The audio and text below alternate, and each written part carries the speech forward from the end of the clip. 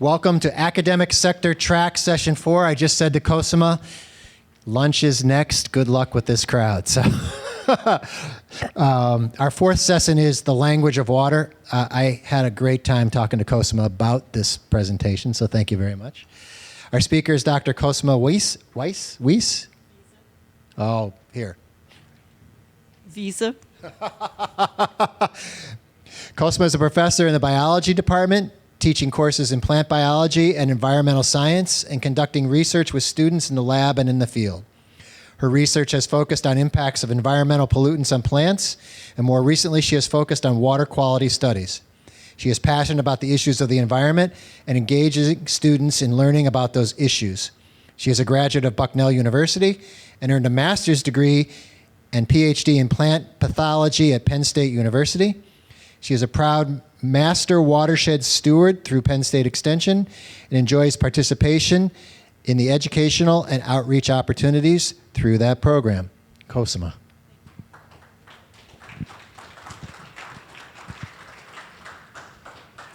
Thank you for the introduction and for the invitation to be here today. I'm thrilled to be able to share a little bit about what we do in terms of water quality at Misericordia University. So I'd like to tell you about two projects that I've developed and have been working on over time, one of which is in conjunction with the Lehman Sanctuary, and I'll give you a little visual tour of the place because it's just really beautiful. And that's where we developed this language of water program, and I'll tell you more about that. And then the other longer-term project is where we do the water quality testing at several different locations, primarily at Lake Louise, which is in Franklin Township, and Patriots Cove in Knoxon. Now, thankfully, all of these locations are very close to our campus, so it makes it easy for the students and I to get out into the field quite a bit.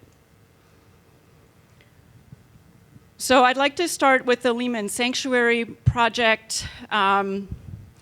So the Lehman Sanctuary is a not-for-profit organization that is run by Mr. Chris Miller. This is his private family property, but he has developed it into an educational facility. So you can see on the right here an aerial view of the sanctuary. Let me just grab my pointer. So there are sort of three distinct habitats here. One of which is a prairie grass meadow that you can see on the right here, this sort of darker green area. Then there's an older growth forest that we'll take a peek into in a moment, and a forested wetlands area. You can also see here, and this building here is their sort of educational station, and Mr. Miller hosts a lot of events for the community to come in and learn about the sanctuary and all kinds of wonderful things. So this is really a venue for community partnerships, building relationships with community members, and educating them about the wonders of the sanctuary, these three different areas that are very much interconnected with each other in order for people to understand sort of larger concept of ecology and conservation science. Mr. Miller also does a lot of work bringing school classes there to, again, engage in and learn about the natural world. So I'll show you a little bit more about that. So this is the prairie grass meadow at a different time of year. For size comparison, you can see my 8-year-old son there. So these grasses tend to get really, really high, and they're very important as sort of a natural filter to filter out the water that comes from the roadway, which is often contaminated with, oil and gas and various other things, so that the pristine habitats that lay on the other side of this prairie grass meadow are well protected, and all the incredible organisms that live there. So Mr. Miller will teach students about the importance of these types of meadows and how these prairie grasses can also be used as a biofuel for heating homes, for example.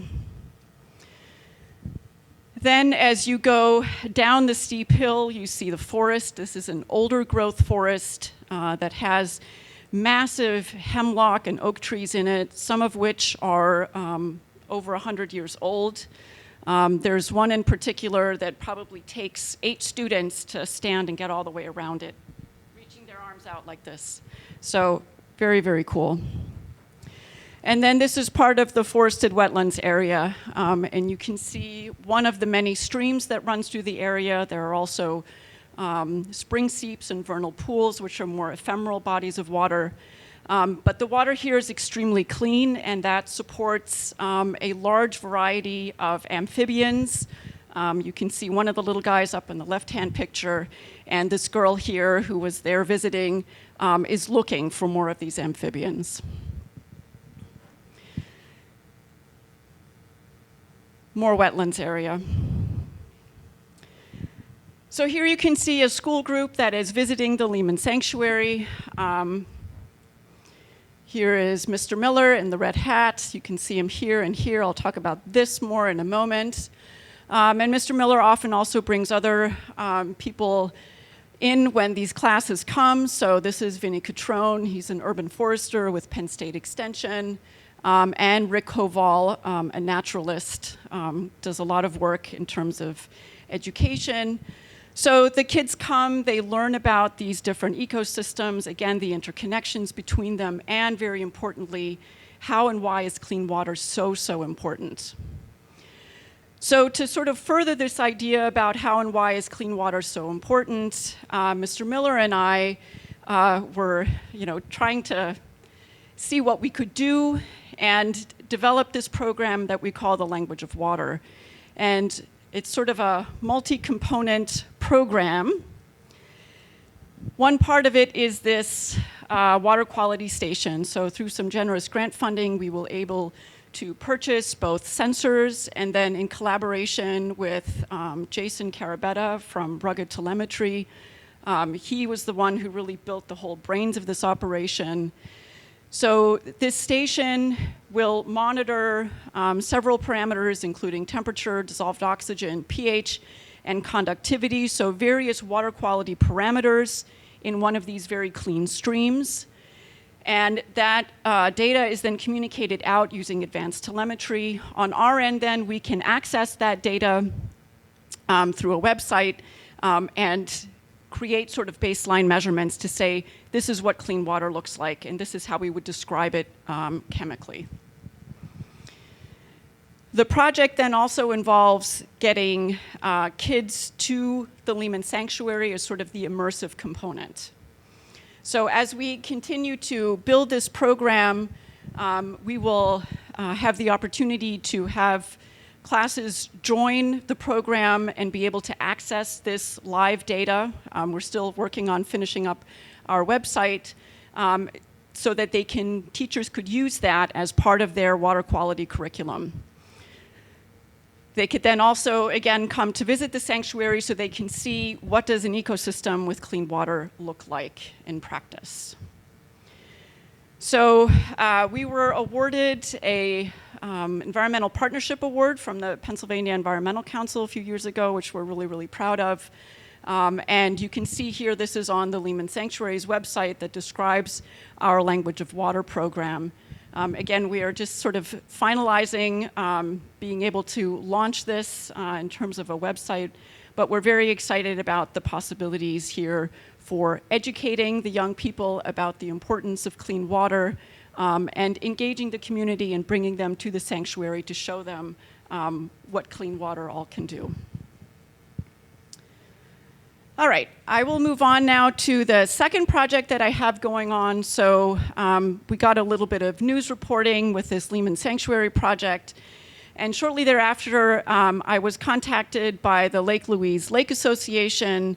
They said they were having some algae growth issues in their lake. So they said, is there anything you can do for us in this regard? So I applied for some more grant funding and received a very generous grant from On Semiconductor that allowed us to purchase some monitoring equipment. Now, in this case, in contrast to the station that we have at the Lehman Sanctuary, which is stationary, this equipment we can take wherever we want to go. And again, it's a very versatile tool that allows us to measure many, many things about water quality.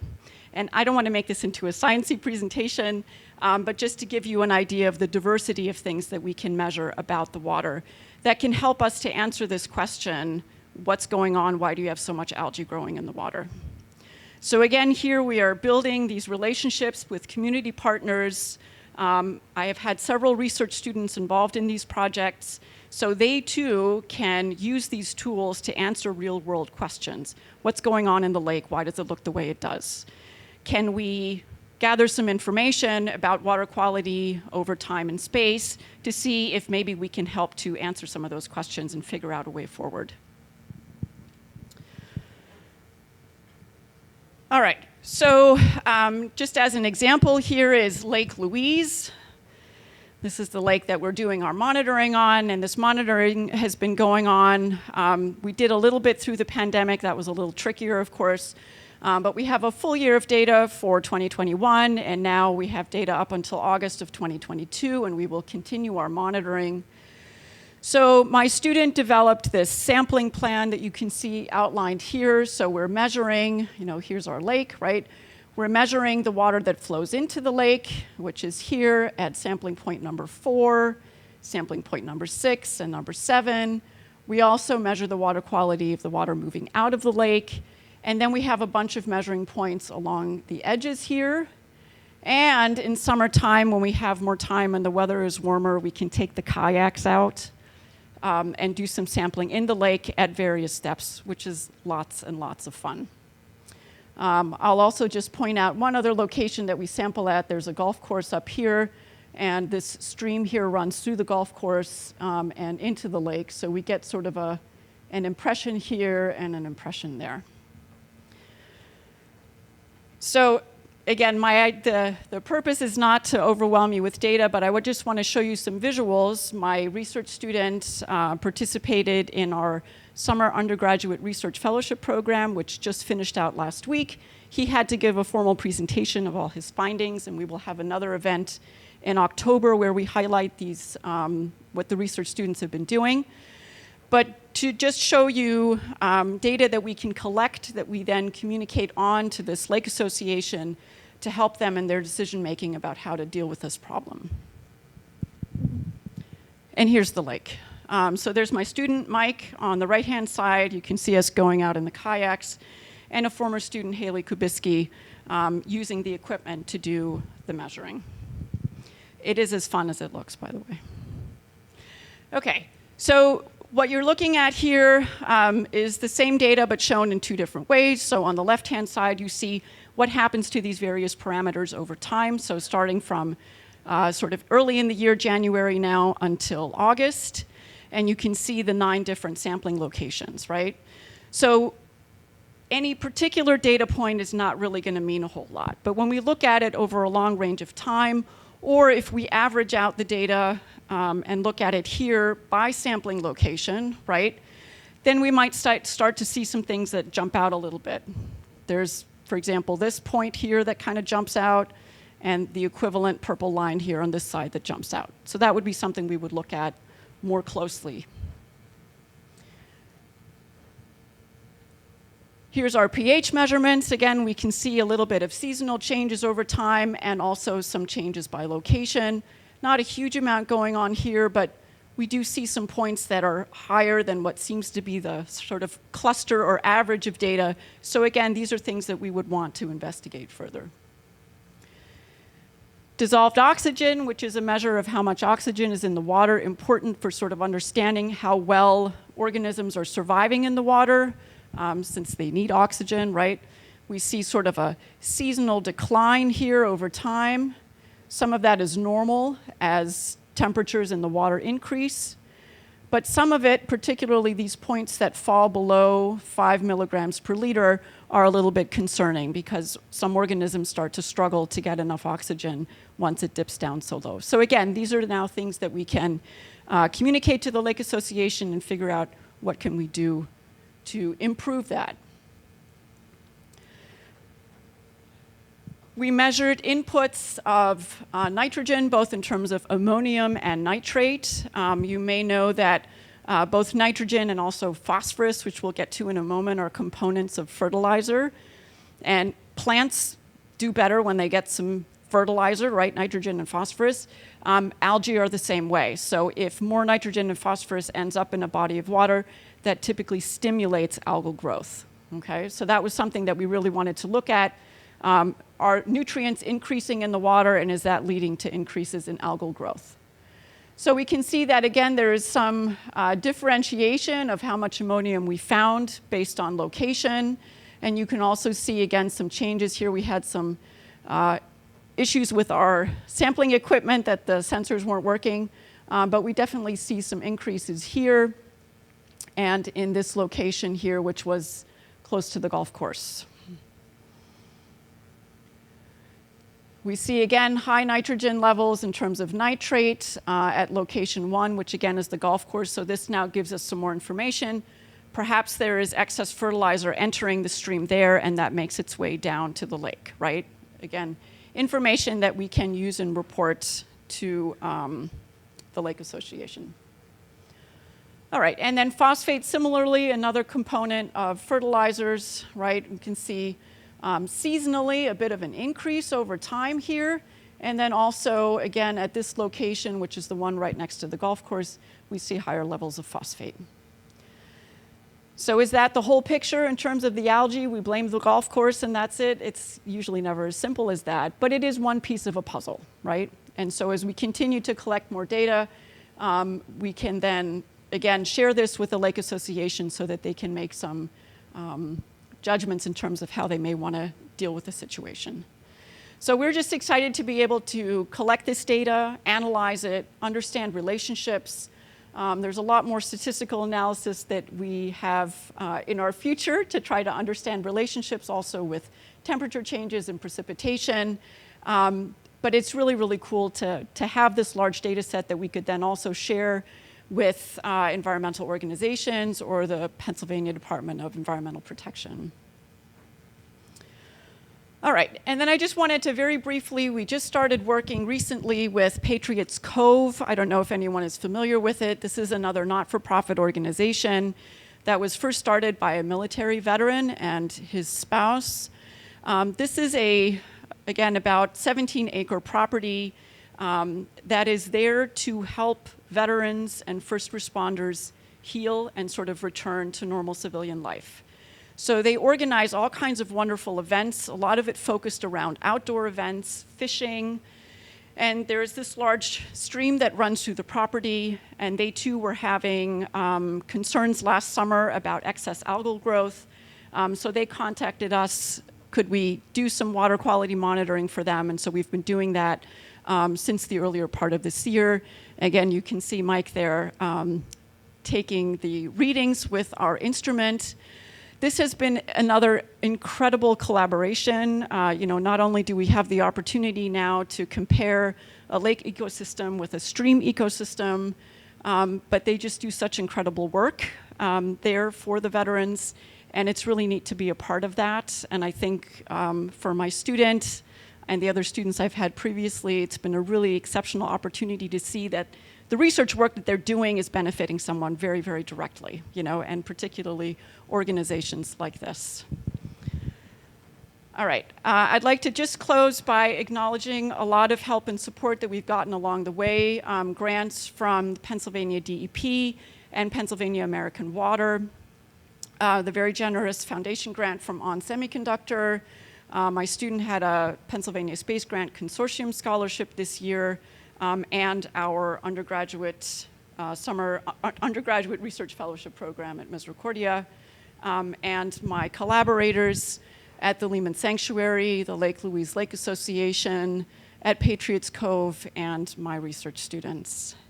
And with that, I'm happy to entertain any questions you may have.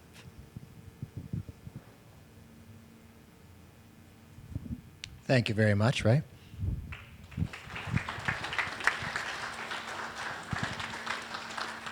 Cosima, let me start with the same sort of question that I asked Joe before, because I still see lots of notes taking place from LIU and Old Forge and Hazleton area. So there's a high school dimension to this too, right? Can you speak to that? I can. We have a relationship with the Wilkes-Barre STEM Academy, and the hope is moving forward, they are going to be introducing a research component to their STEM curriculum. We are partnering with them and with their students to bring students on board and do research, which could then develop into continued work like this. We would love to have more opportunities like that, to be able to engage students, in the high school years already with research. We have this summer undergraduate program, so we have research students on campus. It would be fabulous to bring high school students on board as well and have all of them work together on these projects.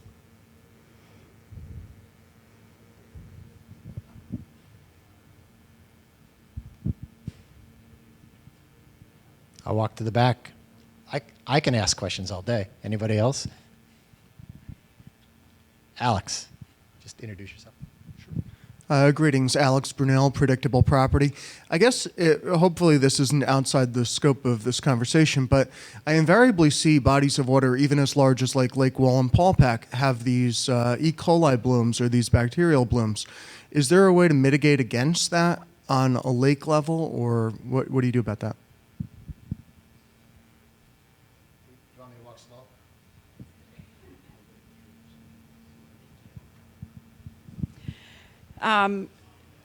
A few things that come to mind, one of which is very important to figure out what the problem is, what's causing it.